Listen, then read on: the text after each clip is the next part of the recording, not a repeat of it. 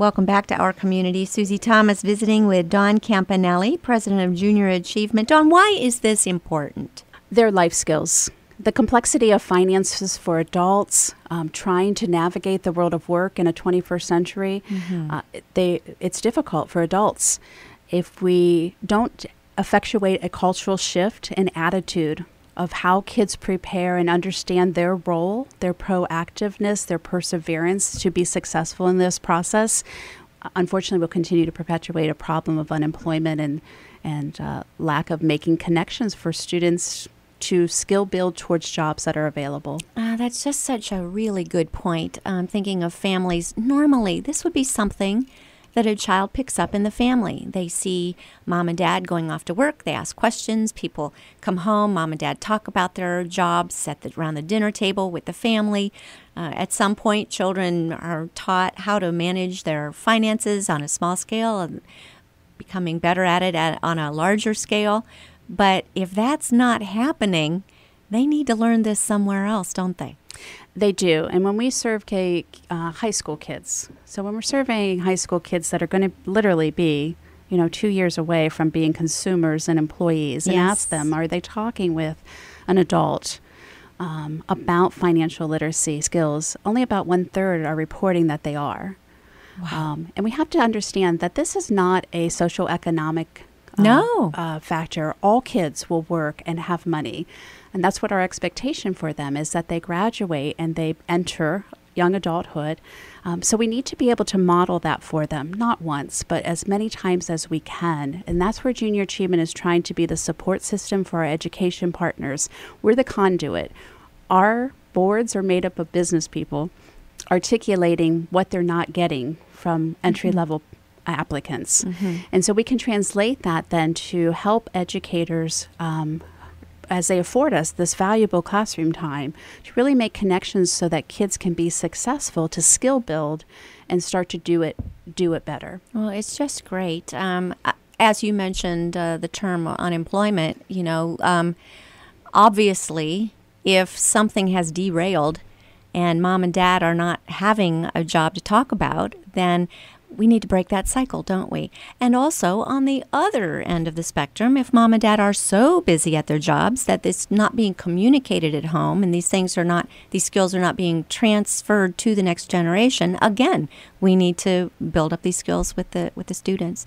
Do you see, I'll ask you, what do you see in the students? Do they seem to have a drive if there was job loss in the family, or are they driven by knowing the success of mom or dad? What do you observe with the kids? What we observe most is that kids are just not making the connection between what they learn in school to the real world of work. So they're not making the connection between the importance of math and writing skills and social studies. So there's becoming an apathy as to, why am I in school? So I'm concerned personally, as I talk with young students, of that we spend a lot amount of time in school and we expect teachers to be engaged in these concepts. Business people and government, we make decisions about what our schools should be teaching. So we need to take responsibility to be in there and be in the classroom. It's a different environment today. As you can imagine, teachers are competing with, technology and entertainment and other things. I myself take the opportunity to be a JA volunteer in our classrooms every year. And it's hard work to be a teacher, to engage them. So I think that it really helps our business volunteers as we train them. We want them to be successful, so we give them the resources to be successful and the best practices. But it really helps them start to understand that when kids can do something, and that's what we like about JA, it's not a lecture. It's a project. It's hands-on activities. They're involved with each other, even if it's on a lesson for credit versus debit. They're involved in an activity to understand that, to do it, so they retain more of that information. But most importantly, they get a lot of questions. Our volunteers are getting a lot of questions. They don't understand the difference between debit and credit because it looks the same. They're both plastic cards. You hand it, they hand it back, you get your thing. That's right. So I think in our society today, the dynamics of financial has changed. We as parents, I'm even seeing it with my own children. It's hard to manage the online opportunities that young people have for credit or to take out fast loans. Just in my drive this morning, I'm just continually see more pop-up ads and things that come that are advertising quick opportunities for money. Kids have to make decisions on contracts for insurance. They're signing student loans at age 18 for thousands and thousands of dollars. They really need to understand how compound interest works. Yes, they do. And how it can work in your favor. Absolutely. And how you can use, now, my goodness, these days they've got credit cards with such great gifts back and wonderful points that can really be smart if you use it smart. If you use it like a debit card so that you know that you're not spending more than you've got. That's the big thing. That's the key. But don't you find that students, young people, are targets for some of these companies? It's so easy to give them this free credit, quick credit.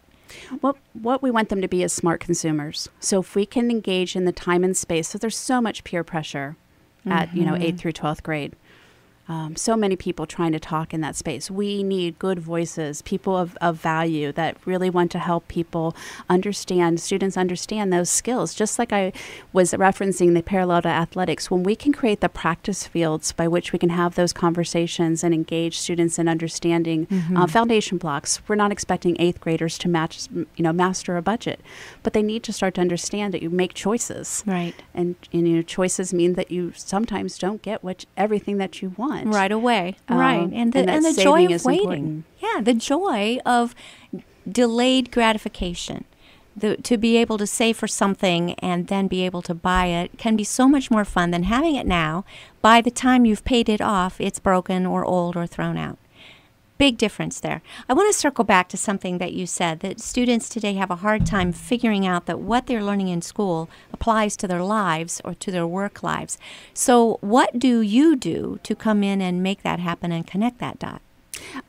We use the curriculum. So through the JA curriculum, and the business volunteer, I can't overemphasize enough how that is the true value. That is what differentiates junior achievement in our market, that business mentor utilizing the curriculum to talk about those subjects. So for example, when I was teaching, I had a young man who wanted to fly airplanes, but he didn't understand why math might be important to his career. Wow. So honestly, it's that dramatic of a disconnect.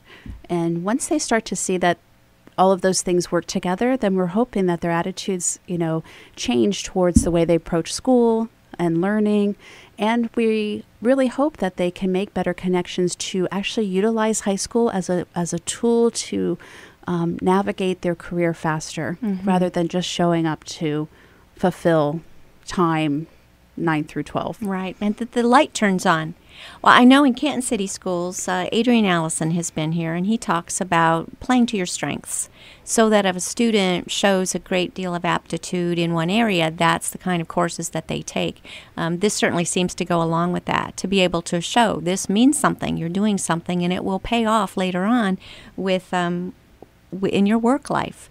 You must have a lot of partners that you want to give a shout out to, business and otherwise. Go ahead and take this time now to do that. Oh, thank you. We have lots of great people that support us on all different levels, but I really wanted to make sure that we were mentioned that our giving champions support us with $10,000 gifts and above. And the Burton D. Morgan Foundation has certainly been very generous to our market as well as others through Northeast Ohio, but they gift us with $40,000 grants to do our mission. And the Community Connectors grant, we were a benefactor with an $84,000 grant. So Wow. we certainly appreciate our legislators advocating for those dollars, and very proud that we're able to have some of those in our community. The Hoover Foundation and the Dubo Foundation likewise have been continued long-term supporters of junior achievement, and currently are this year as J Giving Champions. It calls the question then, are some of these great donors people, successful business people, because they were at one time involved in JA? Do you have any stories as far as alumni and what they're doing now?